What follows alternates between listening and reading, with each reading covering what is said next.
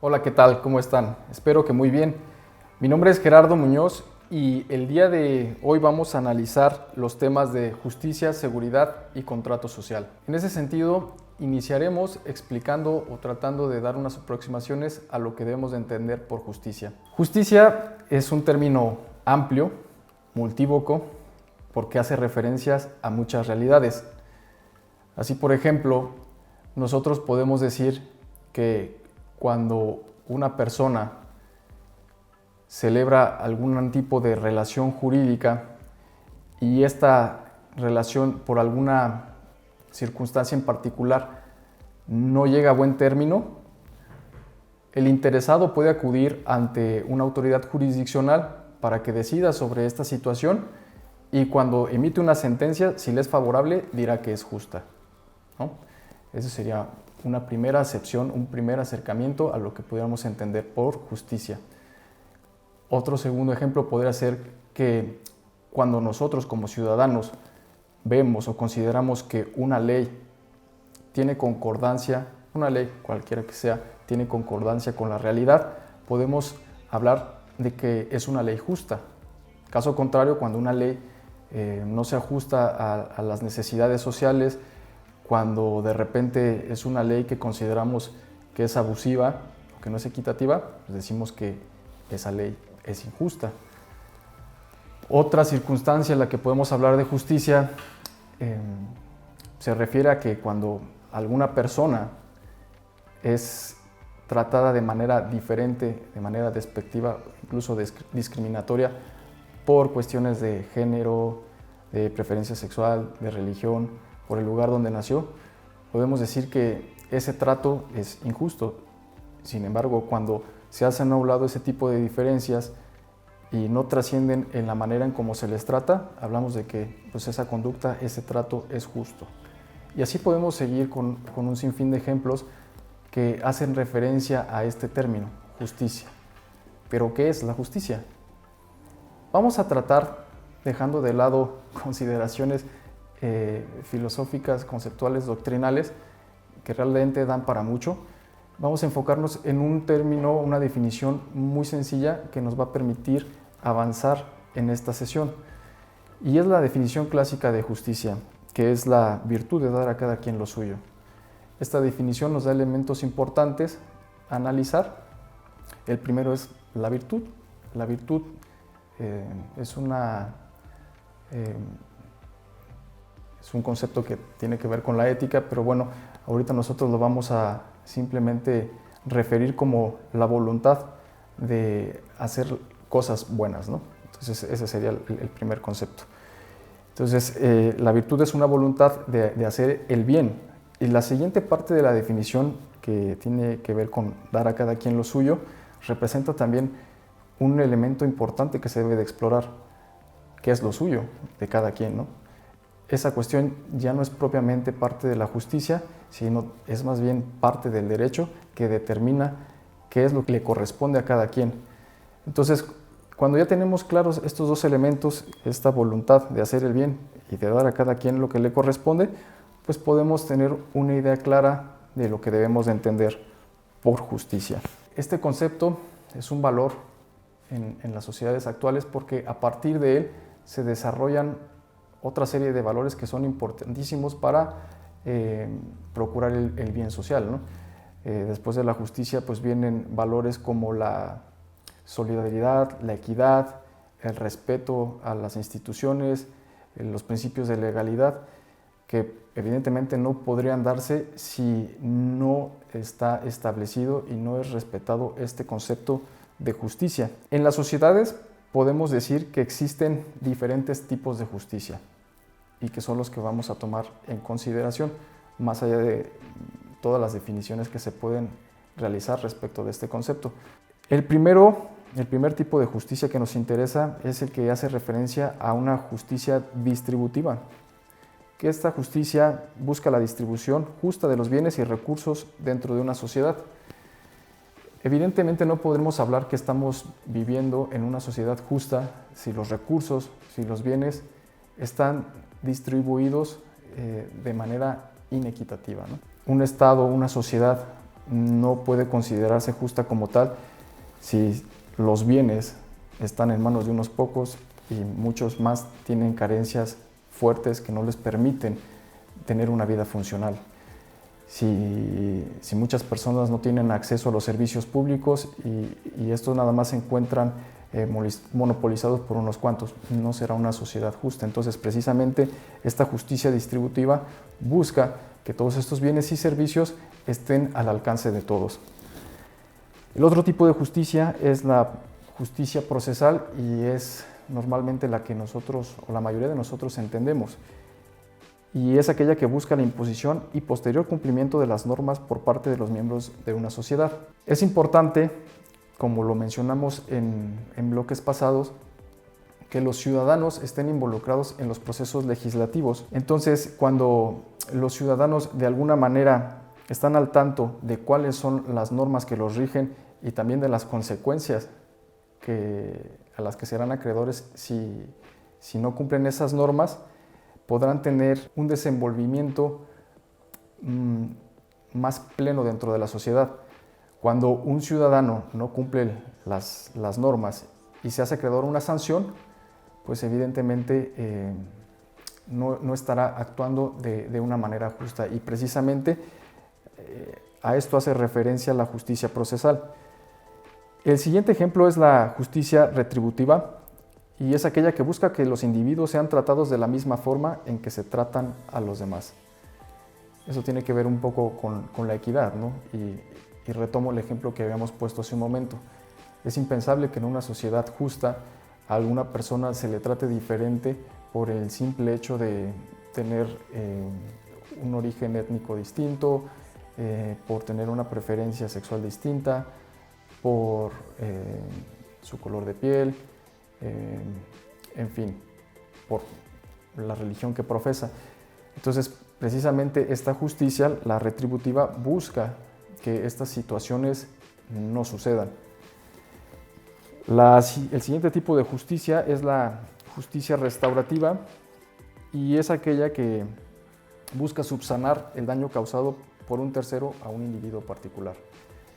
También esta justicia la podemos relacionar de manera directa a ejemplos cotidianos, ¿no? Si alguna persona comete un delito, si alguna persona incumple alguna obligación, es justo que tenga alguna sanción por no cumplir con las disposiciones de orden público.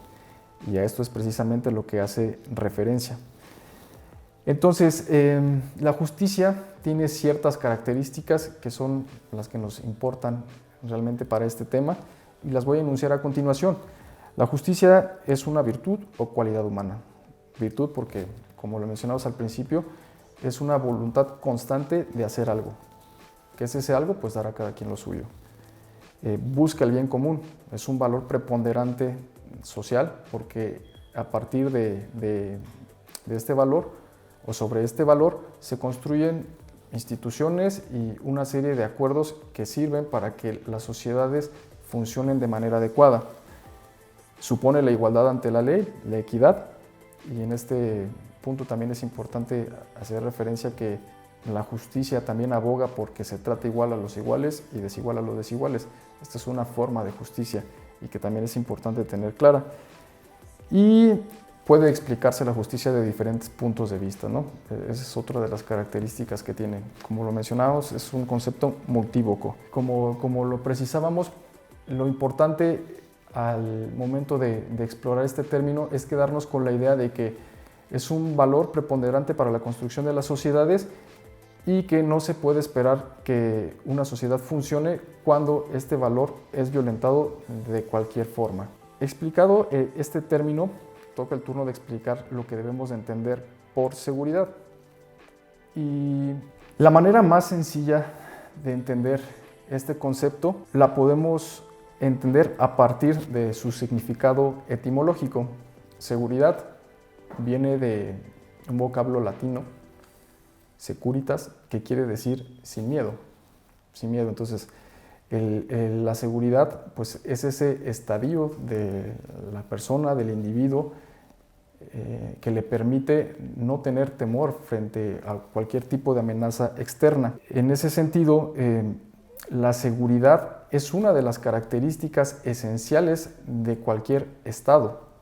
De hecho, el término seguridad es propiamente lo que constituye o genera o crea esta institución que nosotros conocemos como Estado. Vamos a realizar un ejercicio imaginativo para poder tratar de vislumbrar a qué hacemos referencia con este concepto. Imagínense a un hombre primitivo en un estado antes de la sociedad, ¿no? Como la conocemos. Es más, un cavernícola.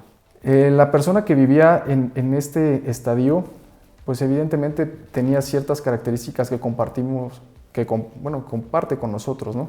Como, por ejemplo, pues, tener una familia, tener ciertas propiedades, tener ciertas condiciones que lo hacen o le permiten desarrollar su vida, ¿no?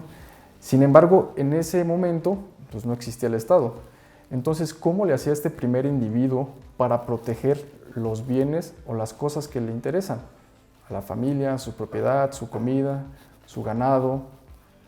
Pues realmente no había un mecanismo como tal para protegerlo. En ese momento el individuo se regía por la ley del más fuerte. Así, si tú tenías el monopolio de la fuerza, eras una persona, digamos, con fuerza de sobra, robusta, que tenías algún tipo de arma o que incluso vivías en una comunidad que te permitía defenderte, pues podrías estar del otro lado, ¿no? Podrías asegurar la supervivencia de tus bienes y de lo que te interesa. Pero si por el contrario tú no tenías ninguno de estos mecanismos, pues en ese momento, si se acercaba una persona y quería quitarte tus posesiones, si quería herir a tus familiares, si quería removerte del área donde tú estabas, pues realmente no podrías hacer nada. Y fue precisamente en este contexto, digámoslo así, en este ejercicio imaginativo, cuando las personas se dieron cuenta que debían de generar un instrumento que les permitiera sentirse protegidos ante las amenazas externas, ¿no? En este caso, en el ejemplo, fueron amenazas generadas por otro individuo, pero incluso hay amenazas que pueden ser generadas por el propio entorno, un terremoto, algún incendio, alguna catástrofe del tipo natural que ustedes imaginen. Entonces, el individuo cede un poco de su soberanía, de su libertad, a efecto de crear una organización que le brinde seguridad, o sea, que le evite tener miedo ante todas las amenazas que pudieran surgir del exterior. Este ente o esta organización que crearon, pues es el Estado, y el Estado, entre otras cosas, va a tener el monopolio de la fuerza. Es decir, los individuos ya no van a poder hacerse justicia por propia mano y por el contrario tendrán que acudir ante esta institución para que los proteja y dirima cualquier tipo de controversias que se puedan establecer entre los individuos. Entonces, ese, digamos, es el antecedente de este concepto de seguridad y por eso también decimos que la seguridad es la característica principal del Estado. Nosotros en esta exposición vamos a hacer referencia a dos conceptos de seguridad. La primera es la seguridad nacional y el segundo, la seguridad interior. En ese sentido también es importante tener claro que el Estado implementa una serie de reglas. La primera pues, son de control, de coacción y de coerción, para evitar que precisamente los ciudadanos sientan que no están siendo protegidos, ¿no? El control, pues evidentemente es todo el aparato de leyes que nos explican cómo funciona la sociedad. La coacción, insisto, es el uso o el monopolio de la fuerza por parte del Estado para poner orden y someter a aquellos que no quieren cumplir con las reglas impuestas, y la coerción, ¿no? Que finalmente es sancionar a aquellos que tergiversan el sistema. El objetivo principal de la seguridad es garantizar que los individuos o la colectividad esté expuesta a los menos peligros posibles. Volviendo al tema de la división de la seguridad en un Estado, en el Estado moderno y primordialmente en el Estado mexicano, pues tenemos que la seguridad nacional hace referencia a aquella seguridad que implementa el Estado para defenderse de amenazas exteriores. Y bueno, la seguridad interior, por el contrario, hace referencia a ese tipo de seguridad que el Estado implementa cuando las amenazas surgen desde dentro del Estado y ponen en peligro las instituciones. En este apartado me gustaría detenerme y dejar una definición clara. Por seguridad interior entendemos la condición necesaria proporcionada por el Estado para salvaguardar sus instituciones, su población, garantizar el desarrollo y mantener el Estado de Derecho. Me detengo en este punto, en la seguridad interior, porque realmente la seguridad exterior, por lo menos en el Estado mexicano, no se ha actualizado de manera, en los últimos años, ¿no?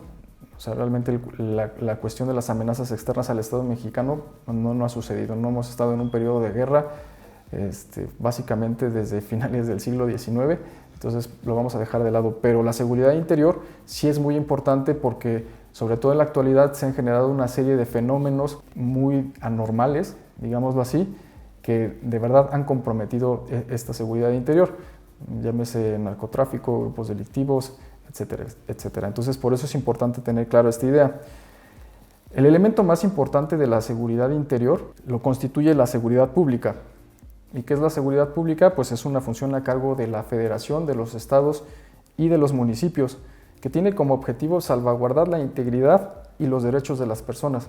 Aquí es importante hacer o poner atención en esa distinción, ¿no? Por un lado, los derechos de las personas, que bueno, pueden ser todos los que se imaginen, reconocidos en las leyes, pero también la integridad física.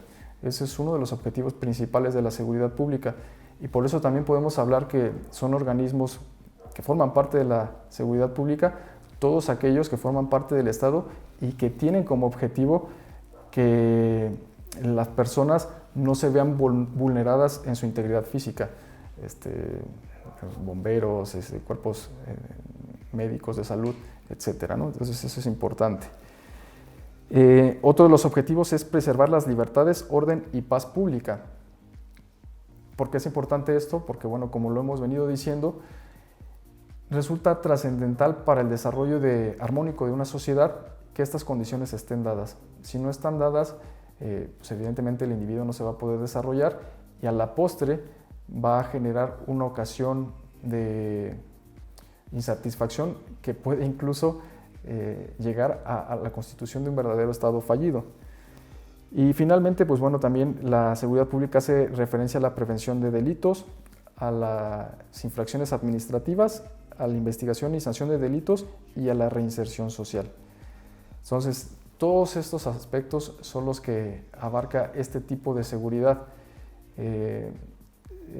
Si ustedes se pueden dar cuenta, realmente esta seguridad pública es la que nos interesa porque en el día a día nosotros como ciudadanos nos quedamos con una percepción de inseguridad si estas condiciones no están dadas, ¿no?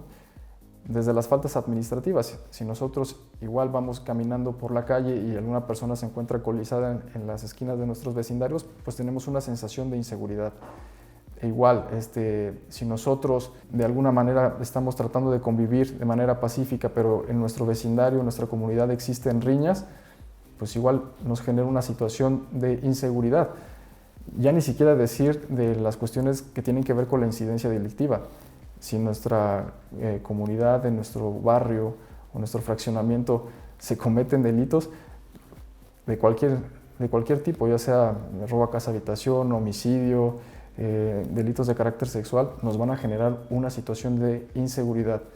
Por eso es importante que tengamos claro cuáles son las funciones del Estado y qué es lo que nos debe de garantizar cuando hablamos de seguridad pública. De esa manera, pues bueno, nosotros tendremos un poco de cultura de legalidad y podemos exigir, mejor dicho, nuestros derechos para tratar de vivir en un entorno más propicio para desarrollarnos como individuos. Dijimos que la justicia y la seguridad son pilares importantísimos para la construcción del Estado. Sin embargo, ¿cómo se forma este Estado, ¿no? Eso es bien importante. En el primer ejemplo, en el del hombre primitivo, simplemente hablé o les expuse de una manera simple cómo se da este paso del estadio natural del hombre a una sociedad ya más conformada y organizada. Sin embargo, el primero que teorizó en relación a esto fue un filósofo, un pensador político francés llamado Juan Jacobo Rousseau, y su teoría se denomina la creación del contrato social, que no es otra cosa que la reconciliación entre la naturaleza y la cultura, la manifestación de la voluntad general y social para la utilidad pública donde emana la única y legítima autoridad del Estado. Es un poco como lo que les platicaba. El ciudadano cede su soberanía, su libertad, en pos de crear una entidad mayor que lo proteja y que le garantice la seguridad. Entonces, básicamente este es el concepto, la construcción de lo que nosotros entendemos por contrato social. Entonces, digamos que el individuo abandona la libertad a cambio de que el Estado asegure un orden. Básicamente es eso. Y evidentemente uno de los objetivos principales del Estado es brindarle a los ciudadanos seguridad en todos los aspectos que acabamos de mencionar y también pues asegurarles que van a vivir en una sociedad justa con todas las características que también acabamos de mencionar. Es importante mencionar cuál es el papel que juegan las tecnologías de la información en la función del Estado para garantizar tanto la justicia como la seguridad. A últimas fechas, la tecnología en general ha venido a facilitar el desenvolvimiento por parte de las instituciones públicas en muchos aspectos. En estos dos apartados, en la justicia y la seguridad, no es la excepción. Cada vez las instituciones están dotadas con mayores herramientas que le permiten realizar sus funciones de una manera más fácil, más enfocada y más eficiente. Por ejemplo, en la tarea de la seguridad pública, las instituciones policiales en el Estado y en el municipio de Querétaro han recibido importantes apoyos por parte del gobierno federal y el gobierno estatal, que les ha permitido mejorar la captura de la información, el análisis de la misma, y esto con el objetivo de implementar mejores políticas públicas para mantener a los individuos en un estado de seguridad y evidentemente también de garantizarles el acceso a la justicia. Existen varios programas pilotos que han sido implementados en el municipio y en Querétaro y en la Federación que dan cuenta de esta utilización de las tecnologías para lograr estos objetivos. Es una herramienta más, es una herramienta importante porque nos está permitiendo cruzar información y generar también mejores datos estadísticos que permitan al Estado garantizar estos dos rubros.